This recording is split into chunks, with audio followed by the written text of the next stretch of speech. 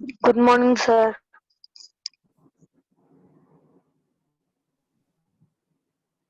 Good morning, sir.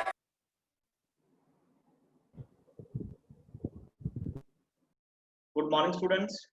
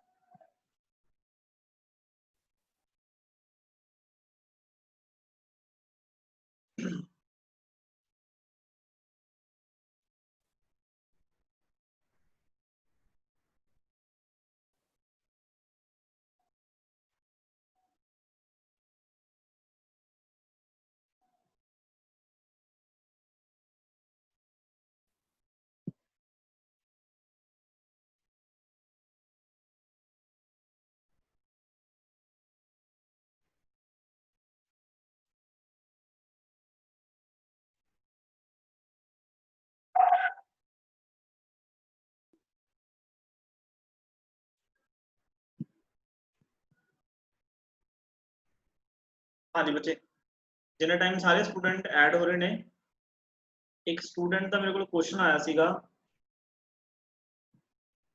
देख ला भी वो प्रेजेंट है।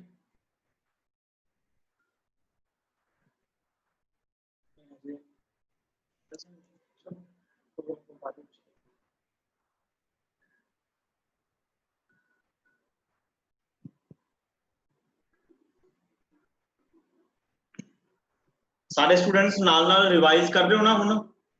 कोई पेंडिंग तो नहीं छड्ड हैगा सिलेबस?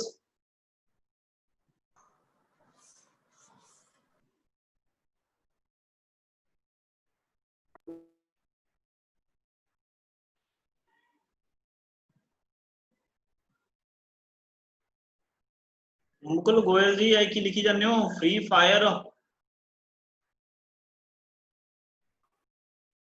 फालतू ਦੇ ਮੈਸੇਜ ਨਹੀਂ ਕਿਸੇ ਨੇ ਕੀ ਇਹ ਗਰੁੱਪ ਦੇ ਵਿੱਚ ਕਰਨੇ। ਤੁਹਾਨੂੰ ਮੈਂ ਦੱਸਿਆ ਕਿ ਦੇਖੋ ਤੁਹਾਡੀ ਰਿਕਾਰਡਿੰਗ ਵੀ ਚੱਲ ਰਹੀ ਹੈ, ਤੁਹਾਡੀ ਇੱਕ ਇੱਕ ਐਕਟੀਵਿਟੀ ਕੀ ਹੈ ਮੇਰੇ ਕੋਲੇ ਰਿਕਾਰਡ ਹੁੰਦੀ ਹੈ ਕਿ ਤੁਸੀਂ ਕੀ ਕਰਦੇ ਹੋ ਕੀ ਨਹੀਂ ਕਰ ਰਹੇ।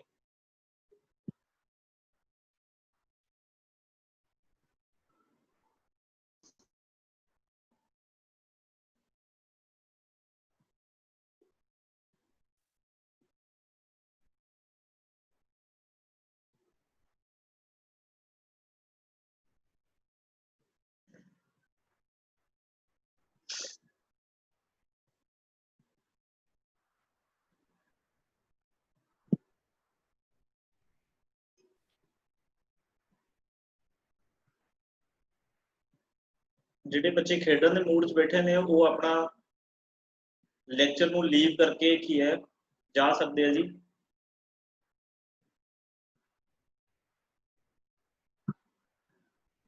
हाँ जी, तकरीबन 63 स्टूडेंट्स ने ਜਿਹੜੇ ਉਹ ਪ੍ਰੈਜ਼ੈਂਟ ਹੋ ਚੁੱਕੇ ਨੇ। ਅਪਰੋਕਸੀਮੇਟ ਆਪਣੇ ਸਟੂਡੈਂਟ 65 67 ਹੁੰਦੇ ਨੇ। 2 ਮਿੰਟ ਦਾ ਹਜੇ ਆਪਣੇ ਕੋਲ ਟਾਈਮ ਹੈ। 2 मिनट ਅਸੀਂ ਹੋਰ ਵੇਟ ਕਰਾਂਗੇ ਤੇ ਫਿਰ ਅਸੀਂ ਲੈਕਚਰ ਸਟਾਰਟ ਕਰਨ ਜਾ ਰਹੇ ਹਾਂ। ਇਸ ਤੋਂ ਬਾਅਦ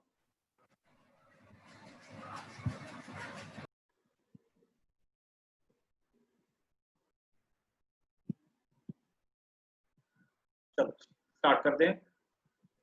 लास्ट टाइम बच्चे ਅਸੀਂ जो प्रॉपर्टी डिस्कस कर रहे सी चार्ज थी, the property is known as quantization of charge. Quantization property is known as quantization of charge.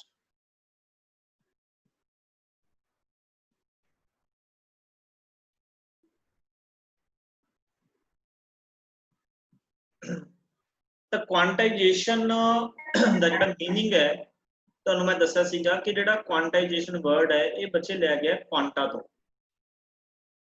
ਕੁਆਂਟਾ ਕੁਆਂਟਾ ਮਤਲਬ ਹੁੰਦਾ packet, packet of energy, packet of energy. Quanta का मतलब होता है पैकेट ऑफ एनर्जी। तो बेसिकली जो चार्ज है बच्चे, चार्ज दियां हर एक वैल्यूज की है एग्जिस्ट नहीं करदियां, चार्ज दियां कुछ डिस्क्रीट वैल्यूज की है एग्जिस्ट करदियां ने। Charge have only discrete values। discrete values का मतलब फिक्स वैल्यूज ने दियां,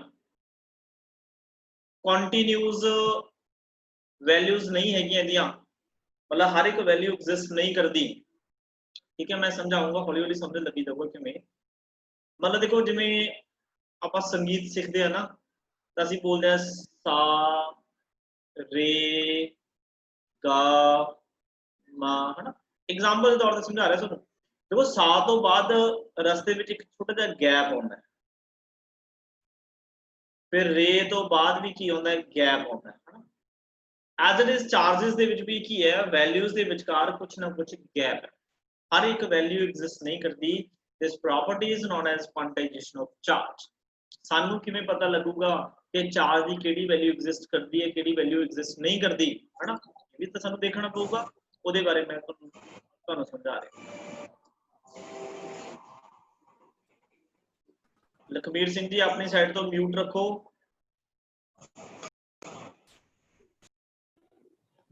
हाँ जी, तो देखो अगर बच्चे साडे कोल कोई एक बॉडी है, आ एक बॉडी है, ठीक है जी, ਇਹਦੇ ਵਿੱਚ ਪ੍ਰੋਟੋਨਸ ਵੀ ਨੇ ਤੇ ਇਲੈਕਟ੍ਰॉन्स भी ने, मतलब पॉजिटिव चार्ज भी है नेगेटिव चार्ज भी है। अगर बच्चे तुसी इस बॉडी ਦੇ ਵਿੱਚੋਂ ਇੱਕ ਇਲੈਕਟ੍ਰॉन ਨੂੰ ਇਜੈਕਟ ਕਰ ਲੈਂਦੇ ਹੋ, अगर ਅਸੀਂ एक इलेक्ट्रॉन इजेक्ट कर लेने हैं तो जी बॉडी है, इस बॉडी ते सानू पता है पॉजिटिव 1 चार्ज आ जाता, यही बोलते हैं ना। ये पहला कोई ना कोई की है अपने को जिन्ने नंबर ऑफ प्रोटोन सी उन्ने नंबर ऑफ की सी इलेक्ट्रॉन सीगे, टोटली ही न्यूट्रल बॉडीज, न्यूट्रल। ਅਸੀਂ एक इलेक्ट्रॉन ਇਹਦੇ ਵਿੱਚੋਂ इजेक्ट कर लिया, ठीक है, ਜਿਹਦੇ ਕਰਕੇ बॉडी ਤੇ 1 चार्ज आया है ना। ਹੁਣ +1 चार्ज होने का मतलब की है बच्चे, +1 चार्ज होने का मतलब की है, देखो जो एक इलेक्ट्रॉन रिमूव होया दैट मीनस इस बॉडी ਦੇ ਵਿੱਚ एक इलेक्ट्रॉन की डेफिशिएंसी है। डेफिशिएंसी मतलब घाट हो गई ये एक इलेक्ट्रॉन की, ते जेड़ा एक इलेक्ट्रॉन दे चार्ज कितना होता है, चार्ज ऑन 1 इलेक्ट्रॉन ये होंदा बच्चे -1.6 into 10 दी पावर -19 कूलम। ਇਹਦਾ मतलब बच्चे जे इस बॉडी ਦੇ ਵਿੱਚੋਂ ਇੰਨਾ एक चार्ज की है, एक इलेक्ट्रॉन रिमूव होया है, तो इस बॉडी ते चार्ज कितना आ गया, चार्ज ऑन बॉडी इस बॉडी के बच्चे आ गया +1.6 into 10 दी पावर -19, मतलब एक प्रोटोन का चार्ज आ गया, एक प्रोटोन का चार्ज आ गया। ओके, जे मैं कहा इस बॉडी दे विचों सेकंड केस दे विच असीं 2 इलेक्ट्रॉन रिमूव कर ले, ये तो हो गया फर्स्ट केस। ਸੈਕੰਡ ਕੇਸ ਦੇ ਵਿੱਚ ਮੈਂ ਤੁਹਾਨੂੰ ਅਗਰ ਕਹਾਂ ਇਸ ਬਾਡੀ ਦੇ ਵਿੱਚ ਅਸੀਂ 2 ਇਲੈਕਟ੍ਰੋਨ ਇਜੈਕਟ ਕਰ ਲਏ ਤਾਂ ਬੱਚੇ ਕੀ ਹੋਊਗਾ ਇਸ ਬਾਡੀ ਦੇ ਉੱਪਰ 2 ਪ੍ਰੋਟੋਨਸ ਜਿੰਨਾ ਚਾਰਜ तो 8000 परमिंदर सिंह जी अपनी जो आवाज है उन्होंने इधर साइड तो बंद करके रखो किसी तरह की कोई डिस्टरबेंस नहीं करनी हैगी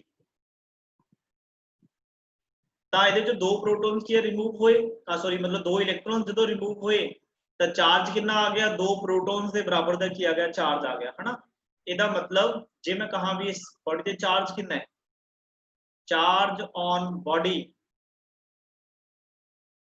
ਤਾਂ ਬੱਚੇ ਇਸ ਤੇ ਚਾਰਜ ਕਿੰਨਾ ਹੋਊਗਾ देखो 2 मल्टीप्लाई 1.6 into 10 ਦੀ ਪਾਵਰ -19 ਕੂਲਮ तो कितना हो गया है ये होगा जी 3.2 into 10 ਦੀ ਪਾਵਰ -19 ਕੂਲਮ ठीक है जी मतलब 2 प्रोटॉन्स ਦਾ ਚਾਰਜ है ओके फिर सिमिलरली अगर मैं ਤੁਹਾਨੂੰ ਕਹਾਂ ਕਿ ਜਿਹੜੀ ਇਹ ਬਾਡੀ ਹੈ ਇਸ ਬਾਡੀ ਦੇ ਵਿੱਚੋਂ ਬੱਚੇ ਅਸੀਂ 3 ਇਲੈਕਟ੍ਰੋਨਸ ਰਿਮੂਵ ਕਰ ਲਏ ਇਸ ਬਾਡੀ ਦੇ ਵਿੱਚੋਂ ਜਿਹਦੇ ਵਿੱਚ ਜਿੰਨੇ ਨੰਬਰ ਆਫ ਪੋਜ਼ਿਟਿਵ ਸੀ ਉਹਨੇ ਨੰਬਰ ਆਫ ਨੈਗੇਟਿਵ ਸੀ ਇਹਦੇ ਵਿੱਚੋਂ ਅਸੀਂ 3 ਇਲੈਕਟ੍ਰੋਨਸ ਇਜੈਕਟ ਕਰ ਲਏ 3 ਇਲੈਕਟ੍ਰੋਨਸ ਇਜੈਕਟ ਕਰ ਲਏ ਤਾਂ ਬੱਚੇ ਇਸ ਬਾਡੀ ਤੇ ਜੋ ਚਾਰਜ ਆਏਗਾ ਉਹ +3 ਪ੍ਰੋਟੋਨਸ ਦੇ ਬਰਾਬਰ ਆਏਗਾ दैट मींस चार्ज कितना होगा 3 into 1.6 into 10 the power -19 coulomb that means ਕਿੰਨਾ ਆ ਗਿਆ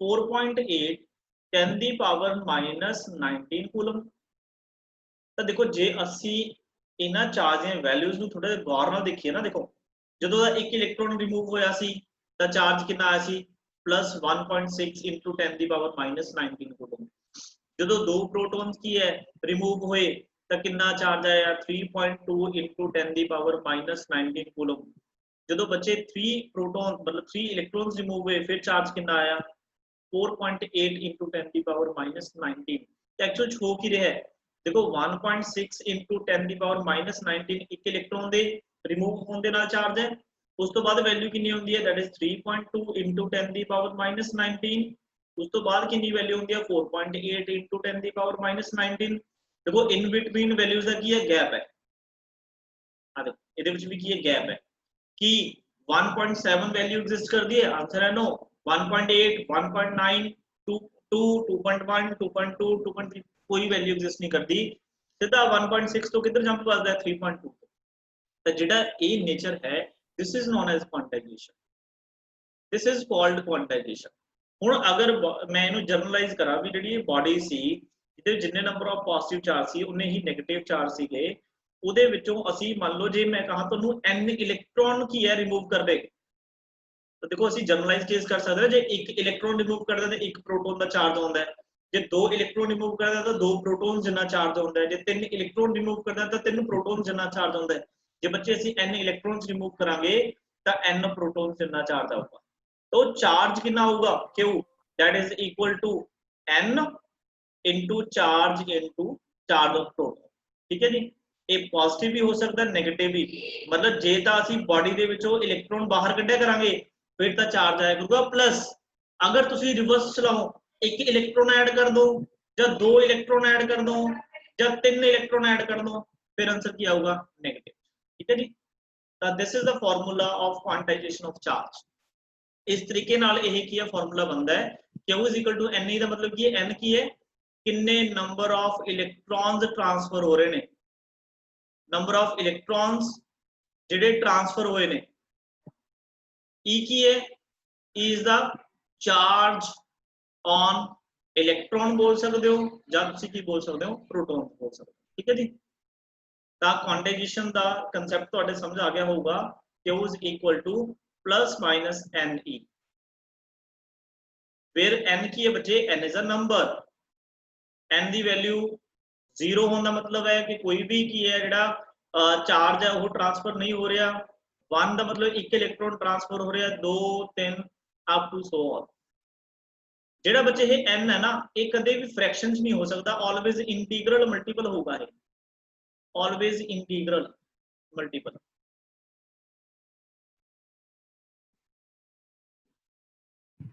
मतलब ਤੁਸੀਂ ਇਹ ਕਹੋ ਵੀ ਆ ਇੱਕ ਬਾਡੀ ਸੀ ਜੀ ਇਹਦੇ ਵਿੱਚੋਂ ਅੱਧਾ ਇਲੈਕਟ੍ਰੋਨ ਬਾਹਰ ਆ ਗਿਆ, ਇਹ ਗਲਤ ਹੈ ਕਹਿਣਾ, ਐਵੇਂ ਕਦੇ ਨਹੀਂ ਹੋ ਸਕਦਾ।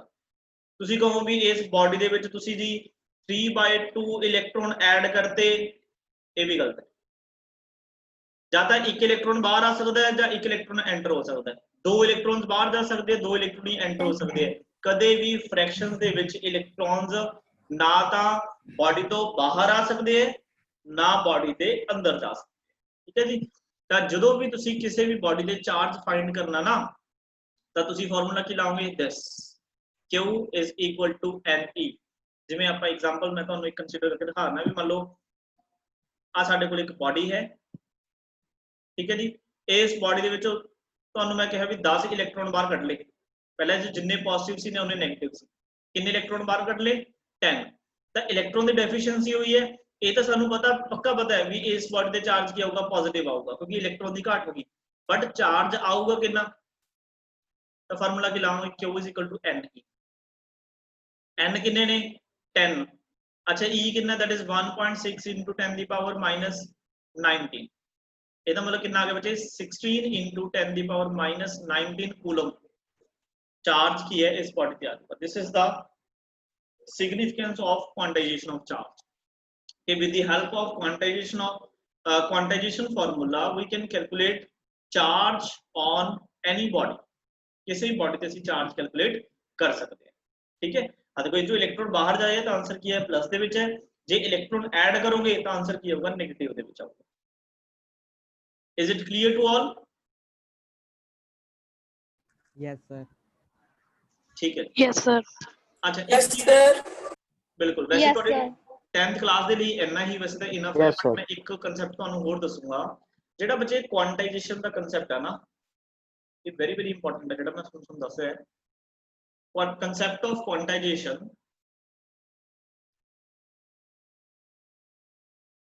concept of quantization of charge is valid only in microscopic level.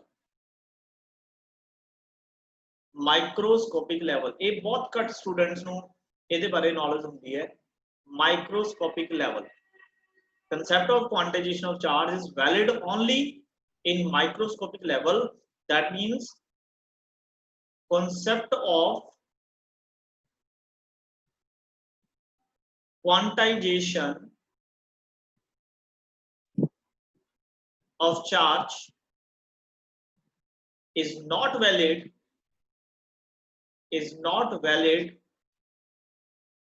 in macro मतलब ਵੱਡੇ ਪੱਧਰ ਤੇ ਜੇ ਅਸੀਂ ਦੇਖਦੇ ਹਾਂ ਮੈਕਰੋਸਕੋਪਿਕ ਲੈਵਲ, ਇੱਥੇ ਇਹ ਵੈਲਿਡ ਨਹੀਂ ਹੈਗਾ। ਦੇਖੋ ਮਾਈਕਰੋ ਦਾ ਸਾਰਿਆਂ ਨੂੰ ਪਤਾ ਨਾ, ਮਤਲਬ ਲੈਸ ਦੈਨ 10 ਦੀ ਪਾਵਰ ਮਾਈਨਸ 6। ਅਗਰ ਤਾਂ ਵੈਲਿਊ ਦੇ ਵਿੱਚ 10 ਦੀ ਪਾਵਰ ਮਾਈਨਸ 6 ਆਉਂਦਾ ਜਾਂ ਇਸ ਤੋਂ ਘੱਟ ਵੈਲਿਊਜ਼ ਆਉਂਦੀਆਂ ਨੇ, ਇਹਦਾ ਮਤਲਬ ਤੁਸੀਂ ਬਹੁਤ ਮਾਈਕਰੋਸਕੋਪਿਕ ਲੈਵਲ ਦੀ ਗੱਲ ਕਰਦੇ ਹੋ। ਫਿਰ ਤਾਂ ਅਸੀਂ ਕੁਆਂਟਾਈਜੇਸ਼ਨ ਦਾ ਕਨਸੈਪਟ ਕੀ ਹੈ, ਉਹਦੇ ਵਿੱਚ ਕੁਆਂਟਾਈਜੇਸ਼ਨ ਦਾ ਕਨਸੈਪਟ ਲਗਾ ਕੇ ਅਸੀਂ ਦੇਖਿਆ ਕਰਾਂਗੇ ਵੀ ਚਾਰਜ ਵੈਲਿਡ ਹੈ ਜਾਂ ਨਹੀਂ ਹੈ, ਵੀ ਚਾਰਜ ਐਗਜ਼ਿਸਟ ਕਰਦਾ ਜਾਂ ਨਹੀਂ ਕਰਦਾ। ਬਟ ਬੱਚੇ ਮਾਈਕਰੋਸਕੋਪਿਕ ਲੈਵਲ ਤੇ ਜਿਹੜਾ ਮਰਜ਼ੀ ਚਾਰਜ ਹੋਵੇ, ਹਰ ਇੱਕ ਵੈਲਿਊ ਐਗਜ਼ਿਸਟ ਕਰਦੀ ਹੈ। ਮੈਂ ਮਤਲਬ ਸਮਝਾਉਂਗਾ ਇਹਦਾ ਕੀ ਹੈ, ਪਹਿਲਾਂ ਤੁਸੀਂ ਇਹ ਲਾਈਨਸ ਪੜ੍ਹ ਲਓ ਵੀ ਇਹਨਾਂ ਦਾ ਲਾਈਨਸ ਦਾ ਮਤਲਬ ਕੀ ਹੈ। ਤੇ ਮਾਈਕਰੋਸਕੋਪਿਕ ਦੇ ਤਾਂ ਵੈਲਿਡ ਹੈਗਾ ਕਨਸੈਪਟ, ਮਤਲਬ ਉੱਥੇ ਤਾਂ ਇਹ ਫਾਰਮੂਲਾ ਅਸੀਂ ਯੂਜ਼ ਕਰ ਸਕਦੇ ਆ। ਬਟ ਮੈਕਰੋਸਕੋਪਿਕ ਤੇ ਸਾਨੂੰ ਇਹ ਫਾਰਮੂਲਾ ਜੇ ਨਾ ਵੀ ਯੂਜ਼ ਕਰਾਂਗੇ, ਮਤਲਬ ਹਰ ਇੱਕ ਫਾਰਮੂਲਾ ਤਾਂ ਚਲੋ ਯੂਜ਼ ਕਰ ਲਓ, ਬਟ ਹਰ ਇੱਕ ਚਾਰਜ ਦੀ ਜਿਹੜੀ ਵੈਲਿਊ ਆ ਉਹ ਐਗਜ਼ਿਸਟ ਕਰੇਗੀ। ਮੈਂ ਇੱਕ ਦੋ ਤੁਹਾਨੂੰ ਐਗਜ਼ਾਮਪਲਸ ਦੇ ਕੇ ਦਿੰਦਾ। ਜਿਵੇਂ ਬੱਚੇ ਇਹਦੇ ਵਿੱਚ ਕੁਐਸਚਨ ਪਤਾ ਕੀ ਹੋ ਸਕਦਾ ਹੈ, ਜੇ ਮੈਂ ਤੁਹਾਨੂੰ ਕਹਾਂ ਕੋਈ ਚਾਰਜ ਤੁਹਾਨੂੰ ਮੈਂ ਕਹਤਾ ਵੀ Q is equal to ਜਿਵੇਂ 1.6 ਬੇਸਿਕ ਤੋਂ ਸਟਾਰਟ ਕਰਦਾ ਹੈ ਇਨਟੂ 10 ਦੀ ਪਾਵਰ ਮਾਈਨਸ 19 ਕੂਲਮ। ਇਹ ਤੁਹਾਨੂੰ ਚਾਰਜ ਦੀ ਵੈਲਿਊ ਦਿੱਤੀ ਹੋਈ ਹੈ। ਤੁਹਾਨੂੰ ਪੁੱਛਿਆ ਵੀ ਕੀ ਇਹ ਚਾਰਜ ਐਗਜ਼ਿਸਟ ਕਰਦਾ ਹੈ, ਇਸ charge exist, Q is equal to 1.6 into 10 the power minus 19 coulomb is exist or not। मतलब नाल की कर सकते हैं, आप लिख सकते हैं ਜਾਂ नहीं कर।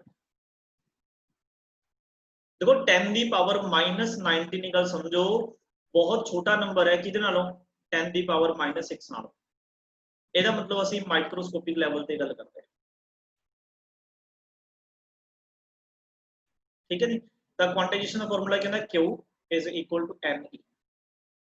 ठीक है जी। एन में तुहानू दस्सिया काच हुंदा है इंटीग्रल मल्टीपल, कभी भी फ्रैक्शन च नहीं होना चाहिए। जे एन फ्रैक्शन च आ रहा है इसदा मतलब चार्ज एग्जिस्ट नहीं करता। तो Q की वैल्यू आपां रखी 1.6 इंटू 10 की पावर -19। एन असीं फाइंड करना है, इलेक्ट्रॉन के चार्ज आपां नूं पता है 1.6 इंटू 10 की पावर -19। तो बच्चे ये इहदे नाल कैंसल हो गया, मतलब एन की वैल्यू कितनी आ गई 1। देखो एन की वैल्यू 1 आ गई ना इंटीग्रल मल्टीपल, ਇਹਦਾ मतलब आंसर लिखांगे यस ये चार्ज एग्जिस्ट करता है। ओके सेकंड एग्जांपल जो ਅਸੀਂ ਗੱਲ डिस्कस करिए,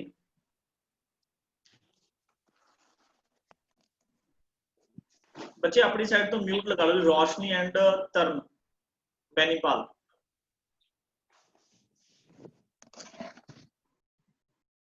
हाँ जी, मान लो मैं सेकंड एग्जांपल की गल करा, मतलब सुन मैं कहो Q is equal to 1.6 into 10 की पावर -7 कूलम। ਜਿਹੜਾ ਚਾਰਜ ਹੈ ਕਿ ਉਹ ਐਗਜ਼ਿਸਟ ਕਰਦਾ ਹੈ, ਇਜ਼ ਐਗਜ਼ਿਸਟ ਔਰ ਨॉट। ਤਾਂ ਅਸੀਂ ਕੀ ਕਰਾਂਗੇ ਜੀ, ਦੇਖੋ Q इज इक्वल टू फिर फार्मूला लाओगे Ne, तो Q की वैल्यू रखोगे 1.6 इंटू 10 की पावर -7। n ਅਸੀਂ फाइंड करना है, ਇਹਦੀ वैल्यू कितनी है 1.6 इंटू 10 की पावर -19। देखो 1.6 ना 1.6 की हो गया कैंसल, ਇਹਦਾ मतलब n की वैल्यू कितनी आ गई, दैट इज 10 की पावर -7 अपॉन कितना आ गया 10 की पावर -19। -19 जो अपवर्ड डायरेक्शन जाऊगा की हो जाऊगा, ये मतलब डिनोमिनेटर च लेके जाओगे तो प्लस का हो जाऊगा, तो 10 की पावर -7 इंटू 10 की पावर +19, ਇਹਦਾ मतलब 10 की पावर बचे कितना आ गया, ये आ गया 12। देखो इंटीग्रल है, ਇਹਦਾ मतलब चार्ज एग्जिस्ट करता है, तो आंसर क्या होगा यस। अच्छा एक एग्जांपल आपको और लेने हैं, मान लो मैं शुरू कहा Q is equal to for example आप जो मैं कह दिए 1.5 इंटू 10 की पावर -19 कूलम। ਜਿਹੜਾ ਇਹ चार्ज है इज एग्जिस्ट और नॉट। ਅਸੀਂ देखना भी ये चार्ज एग्जिस्ट करता है या नहीं करता।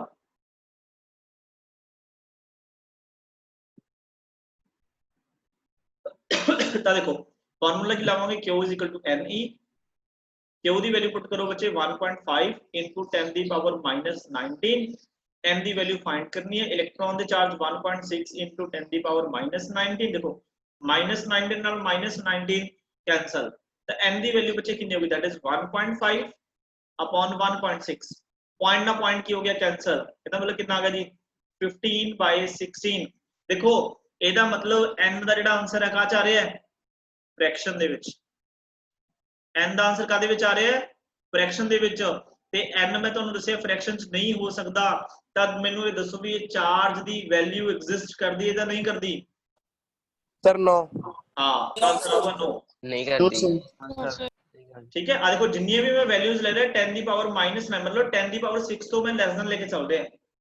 चलो मैं एक एग्जांपल और कराना है, Q इज इक्वल टू मान लो मैं सुन कहता 2.7 इंटू 10 की पावर -18 कूलम। ठीक है जी, कि यह चार्ज एग्जिस्ट करता है या नहीं करता। चलो 2.7 इंटू 10 की power -18 which is equal to n ਅਸੀਂ फाइंड करना, that is 1.6 into 10 की पावर -19। देखो 10 की पावर -19 ਨੂੰ ਮੈਂ ਲਿਖ ਸਕਦਾ 10 की पावर -18 into 10 की पावर -1, ਕਿ ਜੇ ਬੇਸ ਸੇਮ ਹੋਣ ਤਾਂ ਪਾਵਰਾਂ ਐਡ ਹੋ ਜਾਂਦੀਆਂ ਨੇ।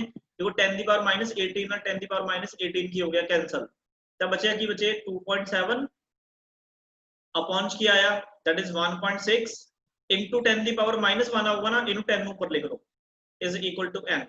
अच्छा इनू पॉइंट ना पॉइंट हटा दो तो की आया 270 अपॉन 16। अच्छा दसो कि ये चार्ज एग्जिस्ट करता या नहीं करता। नो। हाँ तो आंसर आऊगा नो। नो चलो एक एग्जांपल और कंसीडर करते हैं। मान लो मैं तुहानू कहा कि जो चार्ज है वो हैगा जी 2.7 इंटू 10 की पावर 10 ਦੀ ਪਾਵਰ ਸਪੋਜ਼ ਲਿਖ ਲਓ 7 ਜਿਹੜਾ ਕੂਲਮ ਹੈ ਇਹ ਜਿਹੜਾ ਚਾਰਜ ਹੈ is exist or not मतलब ਅਸੀਂ ਇਹ ਦੇਖਣਾ ਹੈ ਠੀਕ ਹੈ ਤਾਂ Q ਕਿੰਨਾ ਹੈ 2.7 into 10 the power 7 is equal to ਤਾਂ n ਅਸੀਂ ਫਾਈਂਡ ਕਰਨਾ ਹੈ 1.6 into 10 ਦੀ ਪਾਵਰ ਕੀ ਆ ਜਾਊਗਾ ਬੱਚੇ -19 ਹੈ ਨਾ ਤਾਂ n ਕਿੰਨਾ ਆ ਗਿਆ 2.7 into 10 ਦੀ ਪਾਵਰ 7 upon ਕਿੰਨਾ ਆ ਗਿਆ 1.6 into 10 ਦੀ ਪਾਵਰ -19 हरनूर जी आवाज अगर ਤੁਹਾਡੀ ਇਸ ਸਾਈਡ ਤੋਂ ਕਿਸੇ ਦੀ ਵੀ ਆਵਾਜ਼ ਆਈ ਮੈਂ ਨਾਲ ਦੀ ਨਾਲ ਉਹਨਾਂ ਨੂੰ ਬਲੌਕ ਕਰ ਦੇਣਾ ਜੀ ਤਾਂ ਦੇਖੋ ਪੁਆਇੰਟ ਨਾਲ ਪੁਆਇੰਟ ਕੀ ਹੋ ਗਿਆ ਕੈਂਸਲ ਤਾਂ n ਕਿੰਨਾ ਆ ਗਿਆ ਜੀ 2.27 upon 16 into देखो 10 ਦੀ ਪਾਵਰ 7 into 10 ਦੀ ਪਾਵਰ ਕੀ ਆ ਗਿਆ plus 19 ਇਹਦਾ ਮਤਲਬ n is equal to ਆ ਗਿਆ 27 upon 16 into 10 ਦੀ ਪਾਵਰ ਅੱਛਾ 19 ਦੇ ਵਿੱਚ ਅਗਰ 7 ਜੋੜੋਗੇ ਤਾਂ ਕਿੰਨਾ ਆਊਗਾ ਜੀ ਇਹ ਆ ਜਾਊਗਾ 26 ਹੁਣ ਬੋਲੋ ਕਿ ਇਹ n ਫ੍ਰੈਕਸ਼ਨ ਚ ਆਏਗਾ ਜਾਂ ਨਹੀਂ ਆਏਗਾ फ्रैक्शन ਚ ਨਹੀਂ ਆਉਂਦਾ ਨਹੀਂ ਆਉਂਦਾ ਹੈਗਾ 10 ਦੀ ਪਾਵਰ 26 ਹੈ ਇਹਨੂੰ ਤੁਸੀਂ ਸੋਲਵ ਕਰਕੇ ਦੇਖ ਲਿਓ ਤੁਹਾਡੇ ਕੋਲੇ ਇਹ ਜਿਹੜਾ n ਹੈ ਨਾ ਉਹ ਇੰਟੀਗਰਲ ਚ ਆਊਗਾ that means ਬੱਚੇ ਇਹ ਵਾਲਾ ਜਿਹੜਾ ਚਾਰਜ ਹੈ ਉਹ ਐਗਜ਼ਿਸਟ ਕਰੇਗਾ ਯੈਸ देखो पावर्स कितनी है 10 ਦੀ ਪਾਵਰ 26 ਜ਼ੀਰੋ ਆ ਗਿਆ 10 ਦੀ ਪਾਵਰ 26 ਜ਼ੀਰੋਜ਼ ਤੇ ਜਦੋਂ ਤੁਸੀਂ ਕੀ ਹੈ 27 ਆਪਾਂ ਨੂੰ ਇਹ ਲੱਗਦਾ ਨਾ ਅੱਜ ਮੈਂ ਦੇਖੋ ਮੈਂ ਚਲੋ ਮੇਰੇ ਕੋਲ ਫੋਨ ਹੈ ਮੈਂ ਤੁਹਾਨੂੰ ਥੋੜਾ ਜਿਹਾ ਕੀ ਹੈ ਕਰਕੇ ਦੱਸ ਦਣਾ ਜਿਵੇਂ ਮੰਨ ਲਓ ਮੈਂ ਕਹਿੰਦਾ ਵੀ 27 ਡਿਵਾਈਡ ਬਾਈ 16 27 ਬਾਈ 16 करके ना आंसर पता कितना आ रहा है ये आ रहा है 1.6875 इनटू नाल जीरो कितनी ने 26 जे मैं आ पॉइंट हटा के नीचे की है जीरो लाना कितने लगेंगे 10 की पावर 4 तो बच्चे n कितना आ गया 16875 into 10 की पावर 22 बोलो ये फ्रैक्शन है आंसर है ਇਹਦਾ ਮਤਲਬ ਕੀ ਹੈ ਇਹ ਚਾਰਜ ਐਗਜ਼ਿਸਟ ਕਰੂਗਾ ਦੇਖੋ ਧਿਆਨ ਨਾਲ ਦੇਖੋ ਇੱਥੇ ਕੀ ਹੈ ਹੁਣ 10 ਦੀ ਪਾਵਰ 7 ਇਹ ਮਾਈਕਰੋ ਨਹੀਂ ਹੈਗਾ ਇਹ ਮੈਕਰੋ ਹੈ ਵੱਡੇ ਚਾਰਜ ਆ ਗਏ मतलब ਇਹ ਜਿਹੜੇ ਵੱਡੇ ਚਾਰਜ ਨੇ ਇਹਦੇ ਵਿੱਚ ਤੁਸੀਂ ਕੋਈ ਮਰਜ਼ੀ ਵੈਲਿਊ ਲੈ ਲਓ 10 ਦੀ ਪਾਵਰ 6 ਲੈ ਲਓ ਤਾਂ ਵੀ ਤੁਹਾਡਾ n ਕੀ ਹੈ ਇੰਟੀਗਰਲ ਚ ਆਏਗਾ 10 ਦੀ ਪਾਵਰ 5 ਲੈ ਲਓ ਇਹਦਾ ਮਤਲਬ ਇਹੀ ਚੀਜ਼ ਮੈਂ ਉੱਥੇ ਲਿਖੀ ਸੀਗੀ ਕਿ ਮੈਕਰੋਸਕੋਪਿਕ ਦੇ ਵਿੱਚ ਸਾਨੂੰ ਇਹ ਫਾਰਮੂਲਾ ਲਗਾ ਕੇ ਦੇਖਣ ਦੀ ਲੋੜ ਨਹੀਂ ਪੈਂਦੀ ਹਰ ਇੱਕ ਚਾਰਜ ਦੀ ਵੈਲਿਊ ਐਗਜ਼ਿਸਟ ਕਰੂਗੀ ਕਿੱਥੇ ਚੈੱਕ ਕਰਨਾ ਪੈਂਦਾ ਹੈ ਜਿੱਥੇ 10 ਦੀ ਪਾਵਰ -6 ਤੋਂ ਵੈਲਿਊਜ਼ ਘੱਟ ਹੋਣ ਉੱਥੇ ਸਾਨੂੰ ਇਹ ਦੇਖਣਾ ਪਊਗਾ ਯਾਰ ਵੀ ਕੀ ਮਤਲਬ ਚਾਰਜ ਐਗਜ਼ਿਸਟ ਕਰਦਾ ਜਾਂ ਨਹੀਂ ਕਰਦਾ ਬਟ ਮੈਕਰੋਸਕੋਪਿਕ ਲੈਵਲ ਦੇ ਵਿੱਚ ਵੱਡੇ ਪੱਧਰ ਤੇ ਵੱਡੇ ਲੈਵਲ ਦੇ ਵਿੱਚ ਅਸੀਂ ਦੇਖਦੇ ਹਾਂ ਹਰ ਇੱਕ ਵੈਲਿਊ ਐਗਜ਼ਿਸਟ ਹੁੰਦੀ ਹੈ ਤੁਸੀਂ ਇਕੱਲੀ ਵੈਲਿਊ ਚੈੱਕ ਕਰਕੇ ਦੇਖ ਲਿਓ n ਤੁਹਾਡਾ ਤੁਹਾਨੂੰ ਕਦੇ ਵੀ ਫ੍ਰੈਕਸ਼ਨ ਚ ਨਹੀਂ ਮਿਲੇਗਾ this is the whole concept of quantization is it clear to all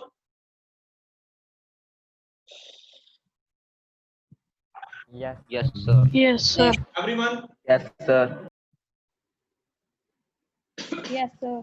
ठीक है गुड चलो क्वांटाइजेशन ऑफ चार्ज ਦੀ ਆਪਣੇ ਕੋਲੇ ਗੱਲ ਹੋ ਗਈ ਪ੍ਰੋਪਰਟੀਜ਼ ਇਹਦੀਆਂ ਤਕਰੀਬਨ ਮੈਂ ਕਰਵਾਤੀਆਂ ਜੀ ਠੀਕ ਹੈ ਇਸ ਤੋਂ ਬਾਅਦ ਅੱਜ ਅਸੀਂ ਗੱਲ ਕਰਦੇ ਹਾਂਗੇ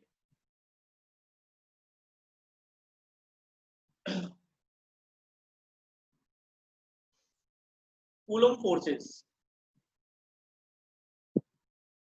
coulomb's forces एक बच्चे का मैसेज आ रहा है पर देख ली की मैसेज आया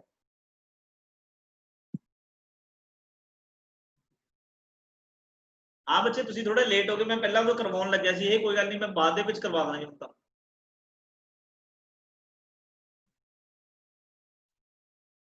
अच्छा कूलम फोर्सेस टाइम लग भी गया इतना टाइम लग गया ओके कूलम फोर्सेस देखो जी की कहते हैं कूलम फोर्सेस की है फोर्सेस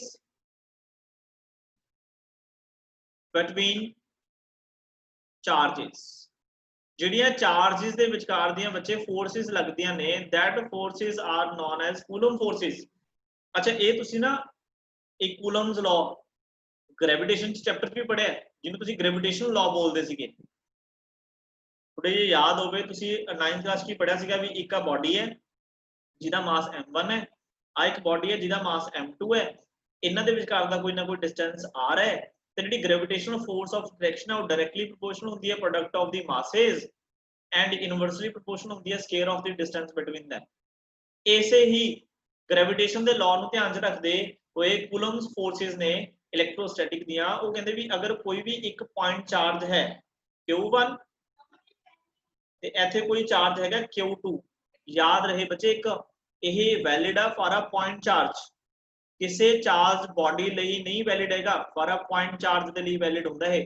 ਪੁਆਇੰਟ ਚਾਰਜ ਮਤਲਬ ਕੀ ਹੁੰਦਾ ਹੈ ਕਿ ਬਹੁਤ ਸਮਾਲ, ਜੇ ਇੱਕ ਅਜਿਹੀ ਬੋਡੀ ਜਿਹਦੇ ਡਾਈਮੈਂਸ਼ਨਸ ਬਹੁਤ ਜ਼ਿਆਦਾ ਸਮਾਲ ਹੋਣ, ਲਾਈਕ ਅ ਪੁਆਇੰਟ, ਜਿਵੇਂ ਤੁਹਾਡੇ ਪੈਨ ਦੀ ਨਿਬ ਹੁੰਦੀ ਹੈ ਨਾ, ਤੁਸੀਂ ਆਪਣੇ ਕਾਪੀ ਤੇ ਇੱਕ ਪੁਆਇੰਟ ਲਾ ਦਿੰਦੇ ਹੋ, ਤਾਂ ਉਹੋ ਜਿਹੀਆਂ ਬੋਡੀਜ਼ ਅਗਰ ਹੈਗੀਆਂ ਨੇ, ਉਹ ਜਿਹੇ ਚਾਰजेस ਹੈਗੇ ਨੇ, ਉਹਨਾਂ ਵਾਸਤੇ ਹੀ ਐਗਜ਼ਿਸਟ ਕਰਦਾ ਹੈ। ਠੀਕ ਹੈ, ਤਾਂ ਦੇਖੋ ਮੈਂ ਪੁਆਇੰਟ ਚਾਰजेस ਬਣਾਏ ਨੇ। ਤਾਂ ਕੂਲਮਸ ਲਾਅ ਕੀ ਕਹਿੰਦਾ, ਅਗਰ ਦੋ ਚਾਰजेस ਨੇ, ਠੀਕ ਹੈ, ਹੋ ਸਕਦਾ ਹੈ ਦੋਨੋਂ ਪੋਜ਼ਿਟਿਵ ਹੋਣ, ਹੋ ਸਕਦਾ ਹੈ ਦੋਨੋਂ ਚਾਰजेस ਕੀ ਹੋਣ, ਨੈਗੇਟਿਵ ਹੋਣ, ਤੇ ਹੋ ਸਕਦਾ ਕਹਿੰਦਾ ਵੀ ਇੱਕ ਪੋਜ਼ਿਟਿਵ ਹੋਵੇ ਤੇ ਇੱਕ ਨੈਗੇਟਿਵ ਹੋਵੇ, ਇਹ ਵੀ ਤਾਂ ਹੋ ਸਕਦਾ ਹੈ।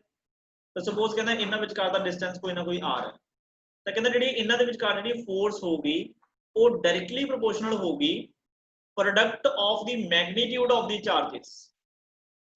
ਮਤਲਬ ਬੱਚੇ ਤੁਸੀਂ ਸਾਈਨ ਨਹੀਂ ਕੰਸੀਡਰ ਕਰਨਾ ਵੀ ਪਲੱਸ ਚਾਰਜ ਦੇਖ ਰਹੇ ਹੋ ਜਾਂ ਮਾਈਨਸ ਚਾਰਜ, ਨਹੀਂ, ਇਹਦੇ ਨਾਲ ਸਿਰਫ ਸਾਨੂੰ ਮੈਗਨੀਟਿਊਡ ਹੀ ਅਸੀਂ ਦੇਖਣਾਗਾ। ਠੀਕ ਹੈ, ਅਪਨ ਇਕੁਏਸ਼ਨ ਨੰਬਰ 1 ਲਿਖ ਲਓ, and this force is inversely proportional to the square of the distance between them। ਦੋਨਾਂ ਫੋਰਸਿਸ ਨੂੰ ਬੱਚੇ ਜਦੋਂ ਅਸੀਂ ਕੰਪੇਅਰ ਕਰਦੇ ਹਾਂ ਤਾਂ F ਡਾਇਰੈਕਟਲੀ ਆ ਗਿਆ product of the magnitude of the charges ਅਪਨ ਕੀ ਹੋ ਗਿਆ r ਸਕੁਅਰ। ਤਾਂ ਇਸ ਡਾਇਰੈਕਟਲੀ ਪ੍ਰੋਪੋਰਸ਼ਨਲ ਦੇ ਸਾਈਨ ਨੂੰ ਹਟਾ ਕੇ ਅਸੀਂ ਕਾਂਸਟੈਂਟ ਐਡ ਕਰਦੇ, that is k, magnitude of charge Q1 magnitude of charge Q2 ਅਪਨ ਕੀ ਹੋ ਗਿਆ r ਸਕੁਅਰ। ਤਾਂ ਇਸ ਫਾਰਮੂਲੇ ਦੇ ਨਾਲ ਬੱਚੇ ਅਸੀਂ ਦੋ ਚਾਰजेस ਦੇ ਵਿਚਕਾਰ ਕਿੰਨੀ ਨਿਊਟਨ ਦੀ ਫੋਰਸ ਲੱਗ ਰਹੀ ਹੈ ਉਹ ਅਸੀਂ ਕੈਲਕੂਲੇਟ ਕਰ ਸਕਦੇ ਹਾਂ। ਅੱਛਾ, ਹੁਣ ਗੱਲ ਆ ਜਾਂਦੀ ਹੈ ਵੀ ਫੋਰਸ ਅਟਰੈਕਟਿਵ ਹੋਗੀ ਜਾਂ ਰਿਪਲਸਿਵ ਹੋਗੀ। Nature of force, nature of force, ਤਾਂ ਦੇਖੋ ਬੱਚੇ ਅਗਰ ਤਾਂ ਦੋ ਜਿਹੜੇ ਚਾਰजेस ਨੇ ਪੁਆਇੰਟ ਚਾਰजेस ਉਹ ਲਾਈਕ ਨੇ, ਮਤਲਬ ਪੋਜ਼ਿਟਿਵ ਨੇ, ਤਾਂ ਡੈਫੀਨਿਟਲੀ ਰਿਪਲਸ਼ਨ ਹੋਏਗੀ। ਅੱਛਾ, ਅਗਰ ਦੋ ਨੈਗੇਟਿਵ ਪੁਆਇੰਟ ਚਾਰजेस ਨੇ ਤਾਂ ਇਹਦੇ ਵਿੱਚ ਵੀ ਰਿਪਲਸ਼ਨ ਹੋਏਗੀ। ਅਗਰ ਬੱਚੇ ਇੱਕ ਪੋਜ਼ਿਟਿਵ ਤੇ ਇੱਕ ਨੈਗੇਟਿਵ ਹੋਇਆ, ਦੈਟ ਮੀਨਸ ਕੀ ਹੋਏਗੀ, ਅਟਰੈਕਸ਼ਨ ਹੋਏਗੀ। ਇਹ ਸਾਨੂੰ ਪਤਾ ਹੀ ਹੈ। ਤਾਂ ਕੂਲਮਸ ਲਾਅ ਕੀ ਕਹਿੰਦਾ ਹੈਗਾ ਕਿ force between two charged particles is directly proportional to the product of the magnitude of the charges। ਮਤਲਬ ਤੁਸੀਂ ਉਹਨਾਂ ਦਾ ਪਲੱਸ ਮਾਈਨਸ ਸਾਈਨ ਨਹੀਂ ਦੇਖੋਗੇ ਜਦੋਂ ਅਸੀਂ ਵੈਲਿਊ ਕੈਲਕੂਲੇਟ ਕਰਨੀ ਹੈ, ਅਸੀਂ ਜਸਟ ਉਹਨਾਂ ਦਾ ਮੈਗਨੀਟਿਊਡ ਦੇਖਣਾ ਹੈ, ਉਹਨਾਂ ਦਾ ਸਾਈਨ ਨਹੀਂ ਦੇਖਣਾ। force is directly proportional to the product of the magnitude of their charges and inversely proportional to the square of the distance between them। ਆ ਦੇਖੋ ਇਨਵਰਸਲੀ ਪ੍ਰੋਪੋਰਸ਼ਨ ਦਾ ਰਿਲੇਸ਼ਨ ਮਤਲਬ ਕੀ ਹੁੰਦਾ ਹੈ, ਜਿੰਨਾ ਚਾਰजेस ਦੇ ਵਿਚਕਾਰ ਦਾ ਡਿਸਟੈਂਸ ਇੰਕਰੀਜ਼ ਕਰੀ ਜਾਓਗੇ, ਜਿਹੜੀ ਫੋਰਸ ਆਫ ਅਟਰੈਕਸ਼ਨ ਹੈ ਚਾਹੇ ਰਿਪਲਸ਼ਨ ਹੈ ਉਹ ਡਿਕਰੀਜ਼ ਹੋਣੀ ਸ਼ੁਰੂ ਹੋ ਜਾਊਗੀ। ਜਿੰਨੀ ਚਾਰजेस ਦੀ ਕੁਆਂਟੀਟੀ ਵਧਾਈ ਜਾਓਗੇ, ਮਤਲਬ ਜਿੰਨਾ ਉਹਨਾਂ ਦਾ ਮੈਗਨੀਟਿਊਡ ਵਧਾਈ ਜਾਓਗੇ, ਉਨੀ ਜਿਹੜੀ ਉਹਨਾਂ ਦੇ ਫੋਰਸ ਆਫ ਚਾਹੇ ਅਟਰੈਕਸ਼ਨ ਹੈ ਚਾਹੇ ਰਿਪਲਸ਼ਨ ਹੈ ਉਹ ਇੰਕਰੀਜ਼ ਹੋਏਗੀ। ਠੀਕ ਹੈ ਜੀ। ਤੇ ਇੱਕ ਜਿਹੜੇ ਬੱਚੇ ਕਾਂਸਟੈਂਟ ਲਿਖਿਆ ਨਾ k, ਇਹ k ਦੀ ਵੈਲਿਊ ਕੀ ਸਾਨੂੰ ਗਿਵਨ ਹੁੰਦੀ ਹੈ, k is equal to 1/4 pi epsilon naught। ਹੁਣ ਐਪਸਾਈਲਨ ਨੋਟ ਬਾਰੇ ਮੈਂ ਤੁਹਾਨੂੰ ਡਿਟੇਲ 'ਚ ਨਹੀਂ ਦੱਸ ਸਕਦਾ ਜੀ, ਠੀਕ ਹੈ, ਕਿਉਂਕਿ ਫਿਰ ਇਹਦੇ 'ਚ ਕਾਫੀ ਆਪਣਾ ਜਿਹੜਾ ਟਾਈਮ ਵੀ ਲੱਗੇਗਾ ਤੇ ਤੁਹਾਨੂੰ ਇਹਦੇ ਹੋਰ ਬਹੁਤ ਸਾਰੇ ਕੀ ਹੈ ਫੈਕਟਰ ਸਮਝਾਉਣੇ ਪੈਣਗੇ। ਇਹਦਾ ਨਾਮ ਜ਼ਰੂਰ ਤੁਹਾਨੂੰ ਦੱਸ ਦੇਣਾ, ਇਹਨੂੰ ਬੋਲਦੇ ਆ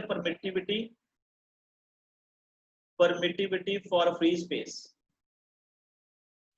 ਫॉर ਫ੍ਰੀ ਸਪੇਸ ਤੁਸੀਂ ਆਪਣੇ ਲੈਵਲ ਤੇ ਇਹਨੂੰ ਸਰਚ ਕਰ ਲਿਓ, ਮੈਂ ਦੱਸ ਦਿੰਦਾ ਇਹ ਵੈਸੇ ਹੁੰਦਾ ਕੀ ਹੈ। ਇਹ ਮਟੀਰੀਅਲ ਦੀ ਪ੍ਰੋਪਰਟੀ ਹੁੰਦੀ ਹੈ। ਜਿਵੇਂ ਦੋ ਚਾਰजेस ਦੇ ਵਿਚਕਾਰ ਆਪਾਂ 에ਅਰ, ਦੇਖੋ ਦੋ ਚਾਰजेस ਦੇ ਵਿਚਕਾਰ ਵੈਕਿਊਮ ਵੀ ਹੋ ਸਕਦਾ ਹੈ, ਠੀਕ ਹੈ, ਤੇ ਵੈਕਿਊਮ ਦੇ ਵਿੱਚ ਜਿਹੜੀ ਇਹਦੀ ਵੈਲਿਊ ਹੁੰਦੀ ਹੈ ਨਾ ਉਹ ਹੁੰਦੀ ਹੈ 8.85 into 10 ਦੀ ਪਾਵਰ -12। ਤੇ ਜਦੋਂ ਇਸ ਕੰਪਲੀਟ ਨੂੰ 1/4 ਪਾਈ ਐਪਸਾਈਲਨ ਨੋਟ ਨੂੰ ਕੀ ਸੋਲਵ ਕਰਦੇ ਆ ਤਾਂ ਡਾਇਰੈਕਟ ਆਨਸਰ ਯਾਦ ਰੱਖਣਾ ਹੈ 9 into 10 ਦੀ ਪਾਵਰ 9 ਆਊਗਾ। ਠੀਕ ਹੈ, ਦੇਖੋ ਦੋ ਚਾਰजेस ਦੇ ਵਿਚਕਾਰ 에ਅਰ ਵੀ ਹੋ ਸਕਦੀ ਹੈ, ਵੈਕਿਊਮ ਵੀ ਹੋ ਸਕਦਾ ਹੈ, ਕੋਈ ਤੁਸੀਂ ਮਟੀਰੀਅਲ ਵੀ ਰੱਖ ਸਕਦੇ ਹੋ। ਮਤਲਬ ਦੋ ਚਾਰਜ ਪਾਰਟੀਕਲ ਨੂੰ ਹੋ ਸਕਦਾ ਤੁਸੀਂ ਪਾਣੀ 'ਚ ਰੱਖ ਦਿਓ, ਹਨਾ, ਜੇ ਪਾਣੀ 'ਚ ਰੱਖਣੇ ਹੋ ਸਕਦਾ ਕਿਸੇ ਆਇਲ 'ਚ ਰੱਖ ਦੋ। ਤਾਂ ਜਿਵੇਂ ਜਿਵੇਂ ਤੁਸੀਂ ਦੋ ਚਾਰजेस ਵਿਚਕਾਰਲਾ ਮਟੀਰੀਅਲ ਚੇਂਜ ਕਰੀ ਜਾਓਗੇ ਨਾ, ਉਹਦੇ ਅਕੋਰਡਿੰਗ ਬੱਚੇ ਜਿਹੜੀ ਆਹ ਪਰਮਿਟਿਵਿਟੀ ਦੀ ਵੈਲਿਊ ਹੈ ਇਹ ਚੇਂਜ ਹੁੰਦੀ ਰਹਿੰਦੀ ਹੈ। ਠੀਕ ਹੈ, ਜਿਹਦੇ ਨਾਲ ਫੋਰਸਿਸ ਦਾ ਇੰਪੈਕਟ, ਮਤਲਬ ਫੋਰਸਿਸ ਇਨਕਰੀਜ਼ ਹੋਣਗੀਆਂ ਜਾਂ ਡਿਕਰੀਜ਼ ਹੋਣਗੀਆਂ ਉਹ ਉਹਦੇ ਵਿੱਚ ਕੀ ਹੈ ਇਹ ਫੈਕਟਰ ਵੀ ਇਨਕਲੂਡ ਹੁੰਦਾ। ਬਟ ਚਲੋ ਆਪਾਂ 10th ਕਲਾਸ ਦੇ ਵਿੱਚ ਹੈ, ਅਸੀਂ ਦੋ ਫੈਕਟਰ ਹੀ ਮੇਨ ਧਿਆਨ 'ਚ ਰੱਖਣੇ ਨੇ ਕਿ ਜਿੰਨਾ ਚਾਰਜ ਦੀ ਕੁਆਂਟੀਟੀ ਵਧਾਓਗੇ ਉਨੀ ਫੋਰਸਿਸ ਵਧਣਗੀਆਂ, ਜਿੰਨਾ ਉਹਦਾ ਡਿਸਟੈਂਸ ਵਧਾਓਗੇ ਉਨੀਆਂ ਫੋਰਸਿਸ ਘਟਣਗੀਆਂ।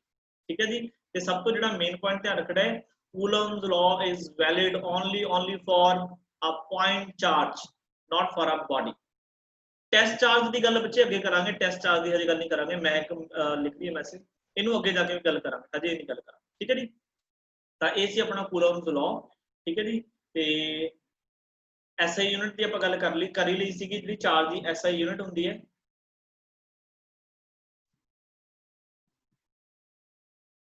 ਉਹ ਬੱਚੇ ਹੁੰਦੇ ਕੂਲਮ, ਤੇ ਜਿਹੜੀ CGS ਯੂਨਿਟ ਹੁੰਦੀ ਹੈ ਉਹ ਹੁੰਦੀ ਹੈ ਸਟੈਟ ਕੂਲਮ। ਠੀਕ ਹੈ ਜੀ। ਅੱਜ ਲਈ ਇੰਨਾ ਹੀ ਕਰਾਂਗੇ। ਠੀਕ ਹੈ, ਇੰਨਾ ਪੜ੍ਹ ਕੇ ਆਇਓ। ਤੇ ਇੱਕ ਬੱਚੇ ਦਾ ਨਾ ਮੈਗਨੈਟਿਕ ਫੀਲਡ ਦੇ ਵਿੱਚ ਕੀ ਡਾਊਟ ਸੀਗਾ, ਮੈਂ ਉਹ ਦੱਸ ਦਿੰਦਾ। ਮੈਗਨੈਟਿਕ ਫੀਲਡ ਲਾਈਨਸ ਨੂੰ ਲੈ ਕੇ ਮੰਨ ਲਓ ਬੱਚੇ ਸਪੋਜ਼ ਕਰੋ ਵੀ ਸਾਡੇ ਕੋਲ ਇੱਕ ਮੈਗਨੇਟ ਹੈ, ਆਏ ਸਾਡੇ ਕੋਲ ਇੱਕ ਮੈਗਨੇਟ ਹੈ ਨਾ, ਟਾਈਮ ਆਪਣੇ ਕੋਲ 3 ਮਿੰਟ ਹੀ ਰਹਿ ਗਏ ਜੀ, ਮੈਂ ਫਟਾਫਟ ਦੱਸ ਦਿੰਦਾ। ਆ ਮੰਨ ਲਓ ਨਾਰਥ ਪੋਲ ਹੈ, ਇਹ ਉਹਦਾ ਸਾਊਥ ਪੋਲ ਹੈ। ਠੀਕ ਹੈ। ਜਦੋਂ ਵੀ ਅਸੀਂ ਮੈਗਨੈਟਿਕ ਫੀਲਡ ਡਰਾਅ ਕਰਦੇ ਹਾਂ ਨਾ, ਤਾਂ ਮੈਗਨੈਟਿਕ ਫੀਲਡ ਲਾਈਨਸ ਡਰਾਅ ਕਰਦੇ ਹਾਂ ਤਾਂ ਅਸੀਂ ਇੱਕ ਮੈਗਨੇਟ ਰੱਖਦੇ ਹਾਂ, ਮਤਲਬ ਸੌਰੀ ਮੈਗਨੈਟਿਕ ਨੀਡਲ ਰੱਖਦੇ ਹਾਂ ਹਨਾ। ਮੰਨ ਲਓ ਆ ਮੈਗਨੈਟਿਕ ਨੀਡਲ ਹੈ, ਤਾਂ ਬੱਚੇ ਜਿਹੜੇ ਮੈਗਨੈਟਿਕ ਨੀਡਲ ਦਾ ਜਿਹੜਾ ਐਰੋ ਹੈ ਨਾ, ਇੱਕ ਸਾਈਡ ਕੀ ਹੁੰਦਾ ਨਾਰਥ ਹੁੰਦਾ, ਇੱਕ ਸਾਈਡ ਕੀ ਹੁੰਦਾ ਸਾਊਥ ਹੁੰਦਾ। ਤੇ ਆਪਾਂ ਨੂੰ ਇਹ ਪਤਾ ਵੀ ਜਿਹੜਾ ਨਾਰਥ ਪੋਲ ਹੈ ਉਹ ਹਮੇਸ਼ਾ ਅਟਰੈਕਟ ਹੁੰਦਾ ਟੂਵਰਡਸ ਸਾਊਥ ਪੋਲ। ਤਾਂ ਸਾਰਿਆਂ ਨੂੰ ਪਤਾ ਨਾ। ਤਾਂ ਦੇਖੋ ਜੇ ਅਸੀਂ ਮੰਨ ਲਓ ਰਾਈਟ ਹੈਂਡ ਸਾਈਡ, ਜਿਵੇਂ ਬੱਚਾ ਕੁਐਸਚਨ ਪੁੱਛ ਰਿਹਾ ਸੀਗਾ, ਅਗਰ ਰਾਈਟ ਹੈਂਡ ਸਾਈਡ ਮੰਨ ਲਓ ਮੈਂ ਨੀਡਲ ਰੱਖੂੰਗਾ ਮੈਗਨੈਟਿਕ ਨੀਡਲ, ਤਾਂ ਬੱਚੇ ਕੀ ਹੋਊਗਾ, ਇਹਦੇ ਵਿੱਚ ਕੀ ਹੈ ਜਿਹੜਾ ਸਾਊਥ ਪੋਲ ਹੈ ਨਾ, ਇਹਦੇ ਕੋਲ ਇਹਦਾ ਜਿਹੜਾ ਪੋਲ ਹੋਊਗਾ ਨਾਰਥ ਹੋਊਗਾ, ਇਹਦੇ ਕੋਲੇ ਕੀ ਹੋਊਗਾ ਸਾਊਥ ਹੋਊਗਾ। ਫਿਰ ਜੇ ਤੁਸੀਂ ਇਸ ਤੋਂ ਥੋੜਾ ਜਿਹਾ ਅੱਗੇ ਜਾ ਕੇ ਕੀ ਹੈ ਨੀਡਲ ਰੱਖੋਗੇ, ਠੀਕ ਹੈ ਏਦਾਂ, ਤਾਂ ਇਹ ਜਿਹੜਾ ਪੋਲ ਹੈ ਇਹ ਨਾਰਥ ਹੋਊਗਾ, ਇਹ ਸਾਊਥ ਹੋਊਗਾ। ਠੀਕ ਹੈ। ਫਿਰ ਇਸ ਤੋਂ ਥੋੜਾ ਜਿਹਾ ਫਰਦਰ ਅੱਗੇ ਜਦੋਂ ਤੁਸੀਂ ਪਲੇਸ ਕਰੋਗੇ ਤਾਂ ਜਿਹੜਾ ਇਹ ਵਾਲਾ ਪੋਲ ਹੋਊਗਾ ਨਾਰਥ ਹੋਊਗਾ, ਇਹ ਸਾਊਥ ਹੋਊਗਾ, ਕਿਉਂਕਿ ਨਾਰਥ ਅਟਰੈਕਟ ਹੁੰਦਾ ਸਾਊਥ ਵੱਲ। ਐਜ਼ ਇਟ ਇਜ਼ ਇਹ ਚੱਲਦੇ ਜਦੋਂ ਤੁਸੀਂ ਫਾਈਨਲੀ ਇਸ ਪੁਆਇੰਟ ਤੇ ਪਹੁੰਚੋਗੇ ਤਾਂ ਬੱਚੇ ਜਿਹੜਾ ਇੱਥੇ ਤੱਕ ਹੀ ਹੈ ਪੋਲ ਹੋਏਗਾ ਉਹ ਸਾਊਥ ਹੋਏਗਾ ਤੇ ਨਾਰਥ ਹੋਏਗਾ। ਦੇਖੋ ਨੀਡਲ ਦੇ ਜਿਹੜੀ ਆਹ ਵਾਲਾ ਪੁਆਇੰਟਰ ਹੁੰਦਾ ਨਾ, ਉਹ ਡਾਇਰੈਕਸ਼ਨ ਸ਼ੋ ਕਰਦਾ ਹੈ ਵੀ ਮੈਗਨੈਟਿਕ ਫੀਲਡ ਐਕਚੁਅਲੀ ਜਾ ਕਿੱਧਰ ਹੈ, ਨਾਰਥ ਵਾਲੀ ਸਾਈਡ ਤੋਂ। ਤਾਂ ਅਸੀਂ ਦੇਖੋ ਇਹ ਨਾਰਥ, ਫਿਰ ਇੱਥੋਂ ਚੱਲਦਾ ਦੇਖੋ ਜੇ ਅਸੀਂ ਮੈਂ ਇੱਥੇ ਤੁਹਾਨੂੰ ਇੱਕ ਪੁਆਇੰਟ ਕਰਕੇ ਦਿਖਾਵਾਂ ਤਾਂ ਇਸ ਸਾਈਡ ਬੱਚੇ ਇੱਥੇ ਦਾ ਕੀ ਹੋਊਗਾ ਨਾਰਥ ਹੋਊਗਾ। ਆ ਦੇਖੋ ਨਾਰਥ ਇੱਥੇ ਆ ਗਿਆ, ਫਿਰ ਚੱਲਦੇ ਨਾਰਥ ਇੱਥੇ ਆ ਗਿਆ, ਫਿਰ ਚੱਲਦੇ ਨਾਰਥ ਇੱਥੇ ਪਹੁੰਚ ਗਿਆ, ਫਿਰ ਨਾਰਥ। ਤਾਂ ਜਿਹੜਾ ਨਾਰਥ ਦਾ ਜਿਹੜੀ ਹੀ ਡਾਇਰੈਕਸ਼ਨ ਹੈ ਉਹ ਇਹ ਵਾਲੀ ਹੈ ਨਾ, ਇਸ ਤਰੀਕੇ ਨਾਲ। ਇਹਦਾ ਮਤਲਬ ਫਿਰ ਅਸੀਂ ਕੀ ਮੰਨ ਕੇ ਚੱਲਦੇ ਵੀ ਮੈਗਨੈਟਿਕ ਫੀਲਡ ਲਾਈਨਸ ਕਿੱਥੋਂ ਚੱਲਦੀਆਂ ਨੇ, ਨਾਰਥ ਤੋਂ ਜਾਂਦੀਆਂ ਨੇ ਸਾਊਥ ਵੱਲ ਪਹੁੰਚਦੀਆਂ। ਇਹ ਚੀਜ਼ ਹੈ, ਚਾਹੇ ਤੁਸੀਂ ਇਹਨੂੰ ਬੱਚੇ ਲੈਫਟ ਹੈਂਡ ਸਾਈਡ ਰੱਖ ਕੇ ਦੇਖ ਲਓ, ਚਾਹੇ ਰਾਈਟ ਹੈਂਡ ਸਾਈਡ ਰੱਖ ਕੇ ਦੇਖ ਲਓ, ਮੈਗਨੈਟਿਕ ਫੀਲਡ ਲਾਈਨਸ ਦੀ ਡਾਇਰੈਕਸ਼ਨ ਸੇਮ ਹੀ ਰਹੂ। ਠੀਕ ਹੈ ਜੀ, ਕਲੀਅਰ ਹੈ। तो बच्चे का मैसेज फोर भी हो गया है sir, B directly proportional to I and inversely proportional to R constant कौन सा लगेगा, आर अगर इससे भी लाइंस बन सकती हैं तो नॉर्थ टू साउथ में नहीं बच्चे। ਜਿਹੜਾ ਦੇਖੋ ਮੈਂ ਤੁਹਾਨੂੰ ਹਮੇਸ਼ਾ ਕਿਹਾ ਵੀ ਜਿਹੜੀ ਮੈਗਨੈਟਿਕ ਨੀਡਲ ਹੈ ਹਨਾ, ਉਹਦਾ ਨਾਰਥ ਜਿਹੜੀ ਡਾਇਰੈਕਸ਼ਨ ਆ ਉਹ ਪੁਆਇੰਟ ਕਰਦੀ ਹੈ ਹਮੇਸ਼ਾ ਕਿੱਧਰ ਵੱਲ, ਸਾਊਥ ਵੱਲ। ਤਾਂ ਅਸੀਂ ਇਸ ਨੂੰ ਐਜ਼ ਅ ਰੈਫਰੈਂਸ ਲੈਵਲ ਲੈ ਕੇ ਚੱਲਦੇ ਹਾਂ, ਹਮੇਸ਼ਾ ਅਸੀਂ ਇਸ ਨੂੰ ਰੈਫਰੈਂਸ ਲੈਵਲ ਕਰਕੇ ਚੱਲਦੇ ਹਾਂ, ਤਾਂ ਹੀ ਜਿਹੜੀ ਡਾਇਰੈਕਸ਼ਨ ਉਹ ਨਾਰਥ ਟੂ ਸਾਊਥ ਚੱਲਦੀ ਹੈ। ਠੀਕ ਹੈ, ਕਿ ਜਦੋਂ ਆਪਾਂ ਇਹਨੂੰ ਪਲੇਸ ਕਰੀ ਜਾਂਦੇ ਦੇਖੋ ਹਰ ਵਾਰ ਕੀ ਨਾਰਥ ਪੋਲ ਕੀ ਹੈ ਸ਼ਿਫਟ ਹੋ ਰਿਹਾ। ਤਾਂ ਤੁਸੀਂ ਇਹਨੂੰ ਅਜ਼ੰਪਸ਼ਨ ਵੀ ਲੈ ਸਕਦੇ ਹੋ, ਇਹਦੇ ਵਿੱਚ ਕੋਈ ਹਾਰਡ ਐਂਡ ਫਾਸਟ ਰੂਲ ਨਹੀਂ ਹੈਗਾ। ਠੀਕ ਹੈ ਜੀ। ਚਲੋ ਇਸ ਤੋਂ ਬਾਅਦ ਨੈਕਸਟ ਲੈਕਚਰ ਦੇ ਵਿੱਚ ਅਸੀਂ ਕੀ ਹੈ ਅੱਗੇ ਤੋਂ ਕੰਟੀਨਿਊ ਕਰਾਂਗੇ, ਤਾਂ ਪੋਟੈਂਸ਼ੀਅਲ ਬਾਰੇ ਪੜਾਂਗੇ ਤੇ ਫਿਰ ਅਸੀਂ ਅੱਗੇ